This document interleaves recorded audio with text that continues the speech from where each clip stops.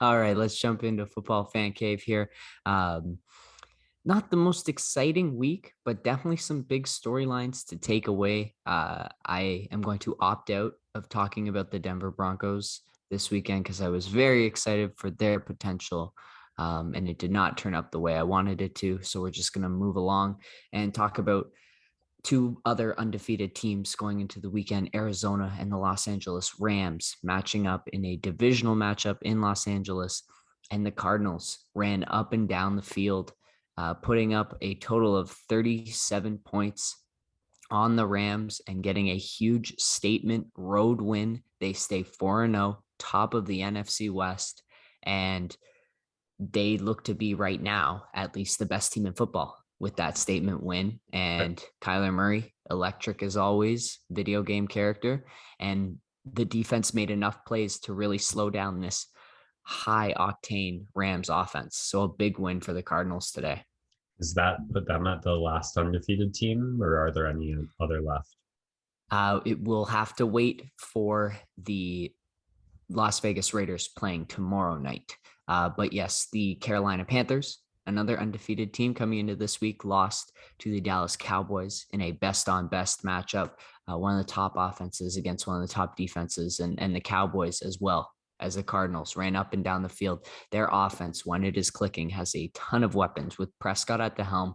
Pollard and Ezekiel Elliott have been a dynamic duo in the backfield with two complementary styles of running football. And then with CeeDee Lamb, Amari Cooper, Michael Gallup, Cedric Wilson, Dalton Schultz, just endless amount of weapons for Prescott to throw to. It's a really flashy, really fun Dallas Cowboys offense, and their defense, which was just brutal last year, has started to piece things together. They do have a couple first round draft talents. Micah Parsons obviously is the biggest name that pops out there, but Dallas has been putting it together, and they put up a ton of points today against a really solid Carolina Panthers defense, and they are in control now of the NFC East division with a team that looks like it could actually go on a bit of a run this year, which is something that Cowboys fans have been saying for years. And their team was never good enough, but the offense of this potential of this team is through the roof. And so, at the very least, that's got to excite the fan base of America's team. Yeah. What's your favorite match to watch? Best offense versus best defense, or two top offenses going at it? I assume Oh it's not man, two top defenses going at it because who likes that?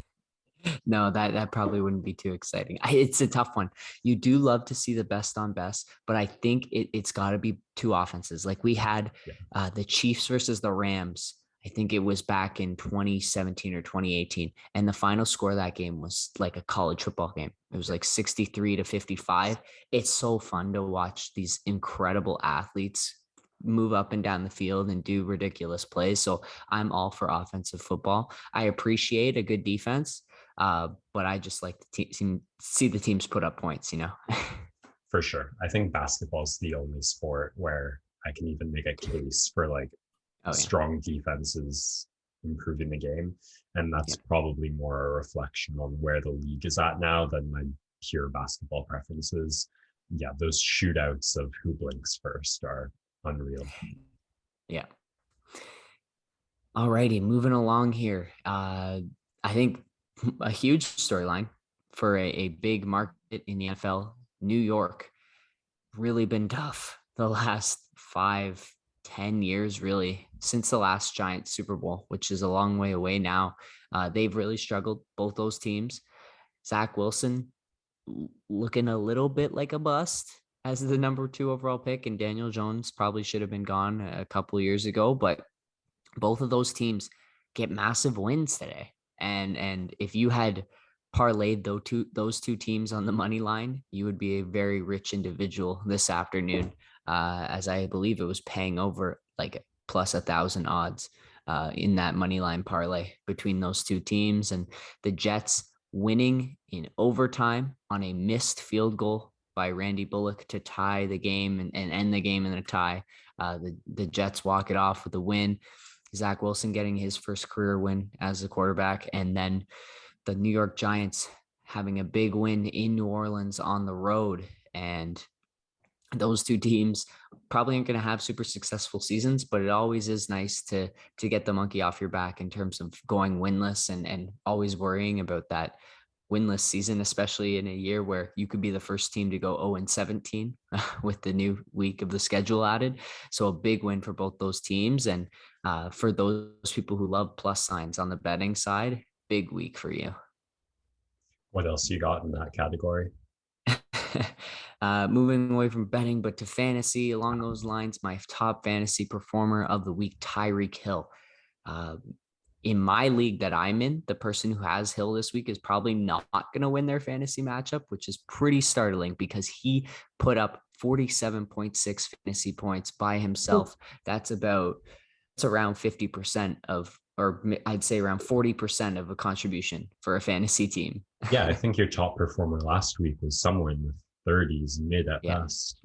A ridiculous performance, 11 receptions, 186 receiving yards, 3 touchdowns, and the cheetah all over the field, running roughshod over the Philadelphia Eagles secondary. And the Chiefs put up 42 points against Philadelphia. They are back on track. Even though they're in a tough AFC West, they needed that win to reestablish themselves, and they now get set to take on the Buffalo Bills in my marquee match Let's go. of maybe the season so far going The, into next week. the Bears been poked, eh? Oh yeah, Sunday night prime time. Buffalo beating Houston today 40-0. They are clicking on all cylinders. This team is locked and loaded. Both these offenses are going to be firing, and this Buffalo team especially all offseason has been talking about building a roster that is designed to beat Kansas City. So they invested Wow. in the draft on the pass rush, and they explicitly came out and said, like, the road to the Super Bowl in the AFC runs through Kansas City. And so as a team builder, you have to figure out what's going to be the Chiefs, and they've gone with pass rush. And we saw that. That's how the Tampa Bay Buccaneers won their Super Bowl, by just running Mahomes into the ground and giving him no time to make his magical plays. And will the Bills be able to do that next weekend? I just can't wait. It's going to be a fantastic showdown between the two best teams in the AFC, quite frankly. What time's And that then at? that'll be 8:15 p.m. Sunday night. Yeah. That's annoying for us. Yeah, it always happens. Maybe we'll throw it here on the Zoom.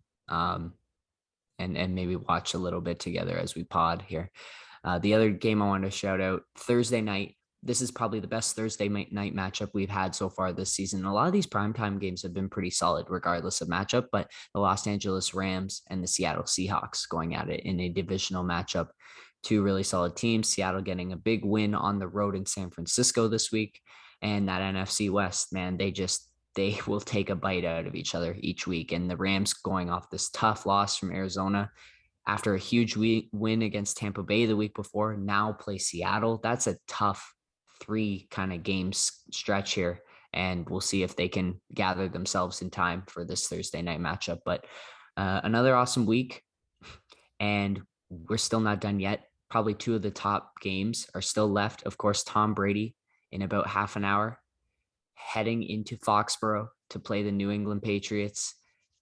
Gotta have our eyes on that one for sure. And our pod will probably be done by then, but I cannot wait to see what that game's going to look like. And then Monday night tomorrow, Justin Herbert and the Chargers taking on the undefeated Las Vegas Raiders in the battle for first place in the AFC West.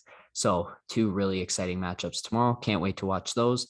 But until then, we will end our football fan cave and move along.